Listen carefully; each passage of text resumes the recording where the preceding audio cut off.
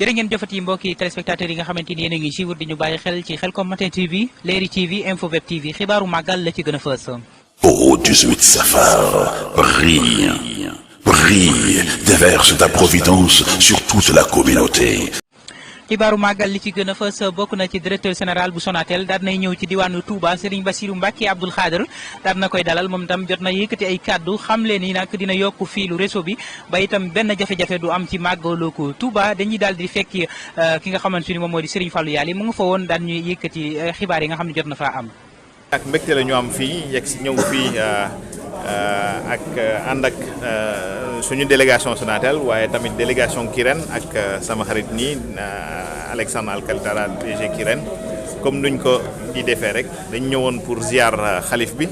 waaye tamit pour leeral lu ñu dispositif yu ñu def fii pour préparer màggal bi suñu xoolee ci wàllum réseau bi lu ñu sur 30% antenne yu ñu am fii am na ay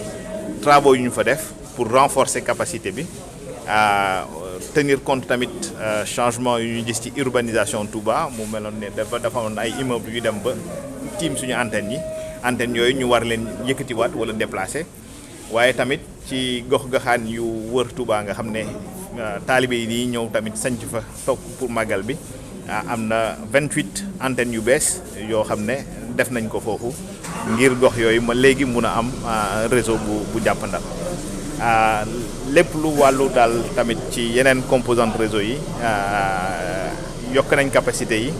pour que incha allah ba suñu yeggee ci màggal bi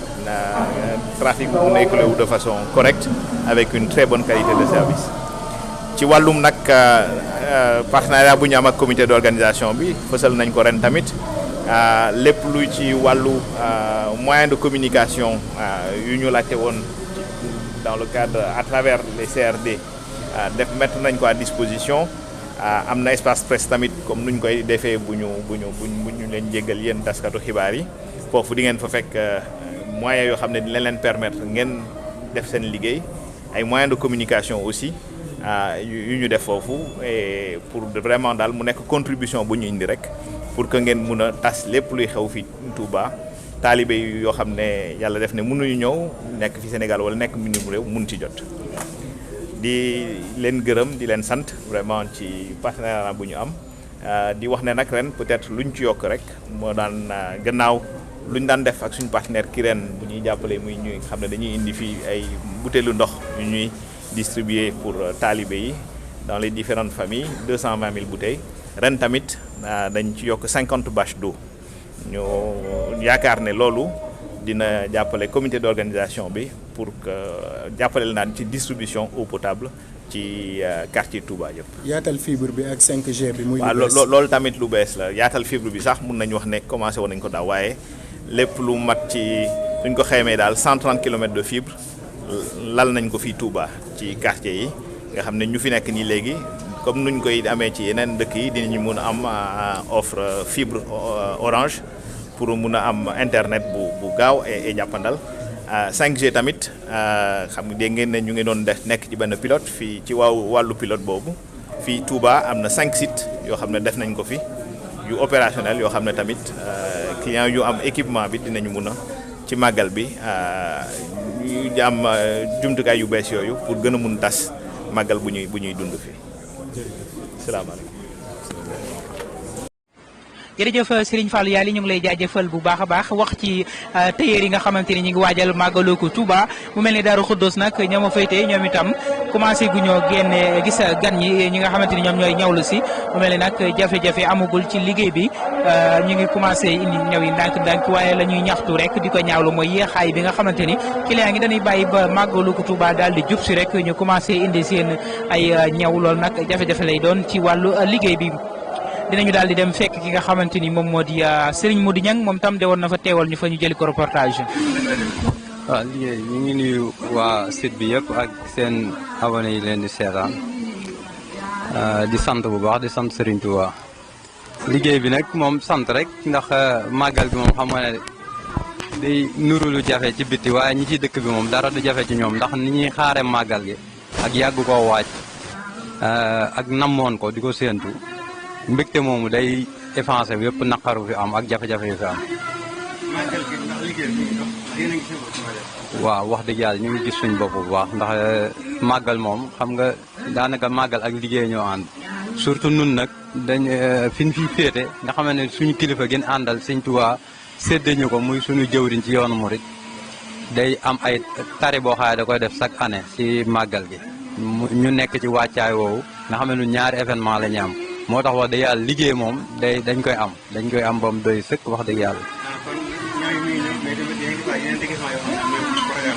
waaw programme bi tari lay doon ndaxte ren fi mu toll nii am na ñaar fukki dongo ak juróom-ñett ñoo xam ne mokkal nañu alxuraan war a tari fële ci Daaru Tanzir kër sëñ Maam Baara Mbacke te chaque année loolu day am maanaam daaw amoon na 28 personnes yu mokkaloon ren am na 25 personnes yu mokkal te noonu at yi ko jiitu it noonu la demee woon te ñun ñooy yor wàllu daara ji di leen ñawal boole si ak ñawu màggal bi moo tax ñun moom wax dëgg yàlla jafe-jafe yooyu duñ ko am.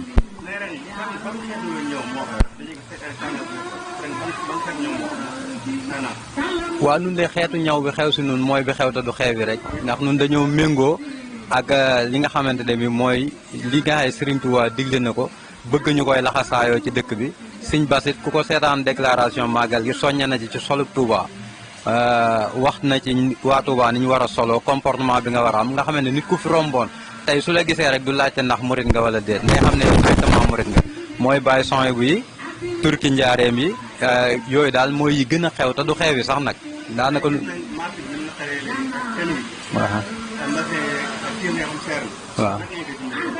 waaw loolu moom doon na jafe si beneen dëkk doon na jafe it si beneen xew-xew waaye ak màggal gi mu tombeel nga xam ne comme li ma waxoon ci njëlbeen gi rek mbégte mi day suul yu bëree bëri waaye nag naqari na metti na bu fekkente ne bii ñi nga xamante ne bii ñoo ko yor am nañ ci saafara wala mën nañ cee def saafara